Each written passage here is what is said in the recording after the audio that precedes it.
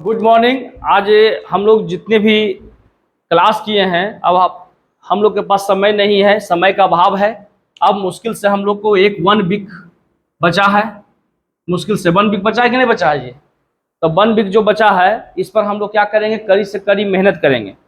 ध्यान देना है, जितने भी पढ़ने वाले विद्यार्थी हैं, जिनको अपने सपने को साकार करना है, जो करियर को बनाना चाहते हैं, उनके लिए मैं खास कहना चाहता हूँ कि यह जो बीपीएससी एग्जाम है, बीपीएससी टीचर एग्जाम है ना, ये बहुत इंपॉर्टेंट एग्जाम है।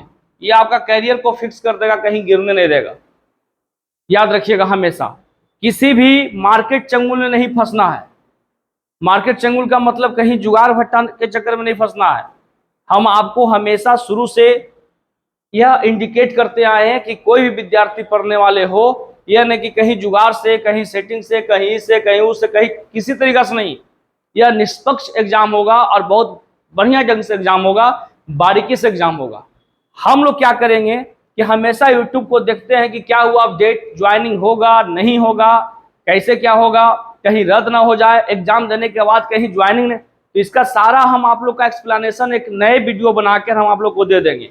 ऐसा नहीं कि बीपीएससी जो बीएड किए हुए हैं वो 1 to 5 का एग्जाम देंगे और बाद में ज्वाइनिंग नहीं होगा, निरस्त कर दिया जाएगा। नहीं, ऐसा कभी नहीं होगा।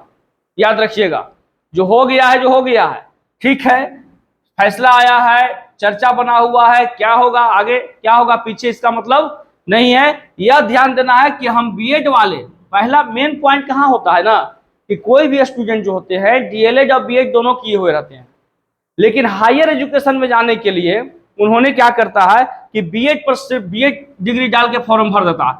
अब बताओ उन लोग के विद्यार्थी के साथ खिलवाड़ होगा कि नहीं होगा, करियर के साथ खिलवाड़ तो हुआ कि नहीं हुआ। इसीलिए कहीं ना कहीं वह क्या करेगा कि ज्वाइनिंग के बाद आपको 6 महीने का जो ब्रिज कोर्स आता है, संवर्धन कोर्स जो होता है, वो आपको सरकार कराएगा ताकि आप पास करिए और आपका ठीक हो जाएगा, मामला सेट हो जाएगा।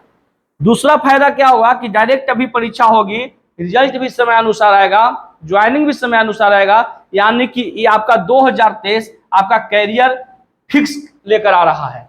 पहला चीज, सिर्फ कम समय की तैयारी में। और आज हम आपको बता देना चाहता हूं कि अगर थोड़ी सी अगर आप मेहनत किए हैं तो कुछ नहीं करिए, अब नए चीज को पढ़ने की आवश्यकता नहीं है। और यहां यह भी ध्यान आपको देना होगा बाबू कि जो हिंदी और इंग्लिश है ना, हिंदी और इंग्लिश है, हिंदी और इंग्लिश, इसको भी आपको नहीं छोड़ना है हर हाल में।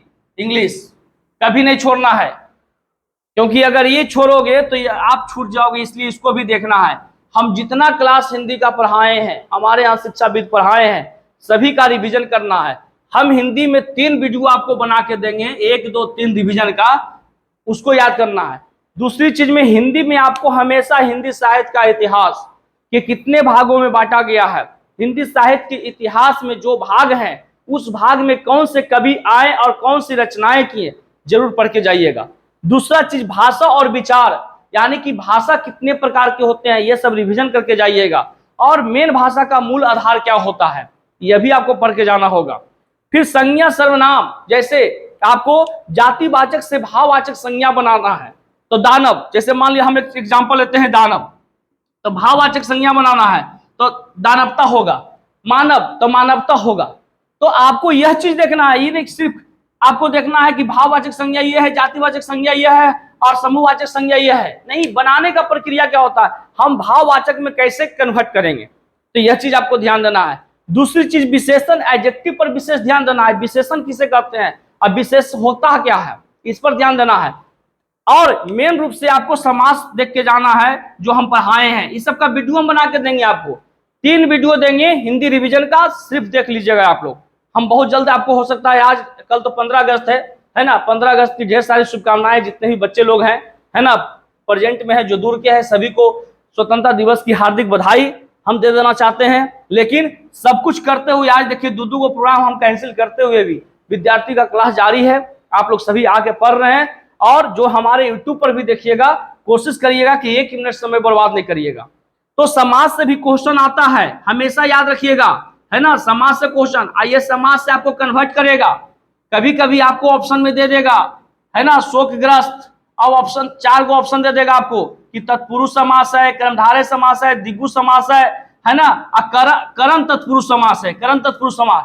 तो आप कंफ्यूजन मत होइएगा, आपको समास हम पढ़ाए हैं, जाइएगा कॉपी खोल के देखिएगा कि समास क्या होता है, बाकी हम आपको क्लियर कर देंगे, आपको कंसेप्ट क्लियर कर देंगे।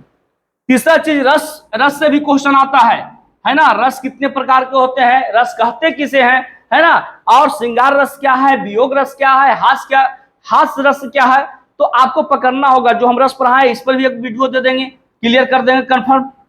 इसके चीज आपको पढ़ना है प्रसिद्ध रचनाएं, है ना, जैसे मान लिया कि जयशंकर प्रसाद किस बात का कवि है, तो कभी कभी आप लोग सुने होंगे छायावाद, प्रयोगावाद, नकेलवाद, ये सब सुने हैं ना। तो क्या करना है आप लोग को कि हिंदी को एकदम बहुत बारीकी से एक बार देखना है, ज्यादा नहीं, जितना पढ़े हो।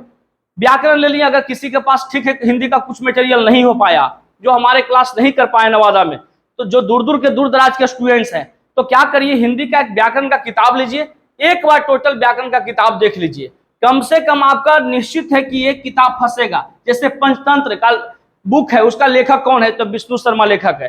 कादम्बरी कौन, किसने लिखा है ना, और पूछ सकता है कि चिदंबरा हेतु प्राप्त करने वाले पहले कवि कौन थे, ज्ञानपीठ पुरस्कार जिसको मिला था चिदंबरा हेतु, तो ये सब क्वेश्चन आता है। आधुनिक युग का मीरा, हिंदी दिवस कब मनाया जाता है, हिंदी कितनी भाषाओं की शैली है, तो आपको बहुत सारे चीज आपको हम पढ़ा चुके हैं, इससे ज्यादा हिंदी नहीं आएगा। अगर मन से पढ़ाइएगा ना, हिंदी मन से बनाइएगा, तो 70 में कितनों बनेगा, तो 60 बनेगा। कितना नंबर काटेगा बीपीएससी बताइए। और टोटल 100 में 70 और 30 की रेशियो है, और टोटल 30 को नंबर में लाना है, इससे ज्यादा थोड़ू। तो कम से कम 100 में कम से कम यहाँ का विद्यार्थी कम से कम तो 70 से 80 नंबर लावेगा यहाँ, तो पहले तो क्वालिफाइड कर गए। दूसरी चीज, जो जीएस पेपर होता है, इतना आसान जीएस पेपर को लेके चलना है कि नहीं, बहुत आसान है हमारे लिए, क्योंकि जो विद्यार्थी पढ़े हैं उनके लिए तो आसान हो ही सकता है ना, लेकिन सबसे ज्यादा कठिन उन्हीं के लिए है जो पढ़े हैं। जो कभी नहीं पढ़े हो तो बेतुका मार देगा, लगेगा अरे ऑप्शन है, चलो ईद होगा, तीसरा होगा, चौथा होगा, पांचवा होगा, यानी उसका लक्ष्य नहीं, उसका बेतुका मारना है, और वह टेक्निकल जुगाड़ के चक्कर में लगल रहेगा कि नहीं कहीं जुगाड़ लग जाए। और वही सब विद्यार्थी क्या करता है, और जो सेक्टर होते हैं वो मार्केट को खराब करते हैं कि नहीं ये सब यही होगा। लेकिन एकदम याद रखिएगा कि बीपीएससी जो एग्जाम होने जा रही है, नेट एंड क्लीन होने जा रही है, और विद्यार्थी यूट्यूब से हो चाहे कहीं से भी हो, आप एकदम हमेशा कुछ ना कुछ रिवीजन करते रहिए। अगर रिवीजन करिएगा तभी सक्सेस होइएगा। देखिए जो सेट बनाते हैं इनके लिए क्लियर करते हैं, आप लोग विद्यार्थी जो दूर दराज के हैं, जो सेट बनाते हैं, तो सेट का जो आंसर होता है लास्ट में, जो व्याख्या होता है, जो एक्सप्लेनेशन होता है, उसको पढ़िए, और उससे क्या होगा कि जो इंपॉर्टेंट क्वेश्चन रहे उसको नोट कर लीजिए कॉपी में कि नहीं यहाँ पर यह है। जैसे मान लिया बौद्ध संगति के बारे में बताया, बौद्ध संगति तीसरा, तो एक्सप्लेनेशन में बौद्ध संगति चारों रहेगा, उस चारों कॉपी पर नोट कर लीजिए, है ना। मध्यकालीन भारत के कुछ पुस्तक का नाम रहेगा, एगो नाम रहेगा, तो जब एक्सप्लेनेशन देखिएगा ना तो उसमें 10 को ऑप्शन रहेगा, और 10 बुक का नाम याद कर लीजिए। तो मेन रूप से आपको जो ट्रिक देंगे, कंसेप्ट देंगे, उस पर आपको ध्यान देना है। इसके अलावे आपको जब जाइएगा एग्जाम देने के लिए, तो 2-4 चीज को जरूरी देखना है। सबसे बड़ा चीज है ईवीएस, ईवीएस को देख के जाइएगा, ये आपका नंबर बढ़ा देगा, ऐसा नहीं कि इसको छोड़ देना है। शिक्षाविद को थोड़ा सा पढ़ के जाइएगा, शिक्षाविद। अब शिक्षाविद क्यों बोले, क्योंकि राजा राम मोहन राय का इतिहास में भी जगह है, क्योंकि इतिहास में भी इसकी वर्णन है कि नहीं है। दयानंद सरस्वती, इसके इतिहास में भी चर्चा है, तो थोड़ा सा हम इसकी जीवनी पढ़ लेंगे। राजा राम मोहन राय, दयानंद सरस्वती, अरस्तु, महात्मा गांधी, है ना, रविंद्रनाथ टैगोर, क्योंकि पढ़ के जाना है। इसके साथ साथ आपको एनसीएफ जरूर देख के जाना है, भले नहीं पूछे 2005 राष्ट्रीय शिक्षा नीति नहीं पूछेगा 2020, लेकिन पढ़ के जाना है। पढ़ने में क्या होगा, कोई परेशानी थोड़ी है, थोड़ा सा देख लेंगे, क्योंकि आपका जो 20 क्वेश्चन होगा ना, 20-30 क्वेश्चन, ये आपको रिजल्ट को गिराने का कोशिश करेगा। यानी कि कोई भी एग्जाम उठा के देखो कमीशन के, जिसमें आपको 20 क्वेश्चन, 15 से 20 क्वेश्चन इतना हार्ड होता है कि वो किसी से नहीं बनता है। आपका 20 से 30 क्वेश्चन आपको एकदम इतना हल्का देगा कि दंदन बनेगा, ताकि आपका मनोबल बढ़े। अब आपका जो 30 से 30 क्वेश्चन भर रहेगा, बीच में मीडियम में रहेगा, वो आप कितना पढ़े हैं, कितने आप में टैलेंट है, उस हिसाब से देगा। लेकिन आपका 15 से 20 क्वेश्चन आपका रिजल्ट गिराने का कोशिश करेगा। तो इसके लिए क्या करना पड़ेगा कि थोड़ा सा करंट वगैरह को देखना है, करंट वगैरह को। इसके बाद देखना है बिहार को, देखना है हर हाल में देखना है। अब बिहार को जोड़ के देखना है, एक ज्योग्राफी से जोड़ के देखना है, हिस्ट्री से जोड़ के देखना है, क्योंकि अगर नहीं जोड़िएगा तो दिक्कत है। है ना, वन क्षेत्र, वन पढ़ना है, भारत में भी पढ़ना है, लेकिन बिहार से भी वन क्षेत्र के बारे में पढ़ना है। तो आपको जब बिहार पढ़ेंगे तो करंट जोड़ के देखना है, बजट देखना है, आपका सारा चीज देखना है। हम देखिए आपका 2-3 वीडियो बना के आपको डालेंगे, यूट्यूब पर डालेंगे, आप देखिएगा एडीजी सुपर 30 चैनल है, एडीजी सुपर 30 चैनल है।